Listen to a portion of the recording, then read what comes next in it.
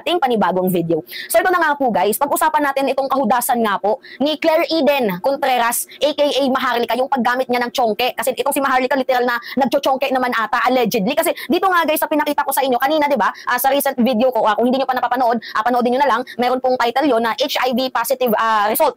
Dito nga po kay Claire Eden Contreras taong 2009. So ngayon nga po guys, ito. Kasi 'di ba itong si Maharlika, ang hilig talaga mangira ng kapwa-tao to the point nga na sinabihan niya itong si President Marcos na maliit daw ang dinadala. Itong si First Lady Araneta Marcos, sinabihan niya na butod. Talagang grabe kong manglait, talagang sinagad. Walang wala siyang pakialam sa sa feelings ng isang tao. Kung usapin politika tayo. Kaso guys, masyado na siyang name-personal. And thank you naman sa nag-send sa akin ito. And so far, kung noon lagi kong kinoconsult ito sa aking lawyer, pero ngayon hindi ko naman hindi sa kinoconsult sa kanila, pero hinahayaan nila akong mag-speak up kasi total mapanira din naman si Maharlika and ibulgar na din natin yung kanyang pagkatao. So ngayon nga po guys, ito. Kasi nga 'di ba, binanggit ko sa inyo yung HIV testing referral results ni Maharlika nung taong 2009 at nagpositibo din pala siya guys sa paggamit ng methamphetamine or yung clear crystal na kung sa Tagalog kilala siya bilang shabu. Puta, nagcho-chongke kang hayop ka. Alam nyo guys, alam nyo yung yung epekto na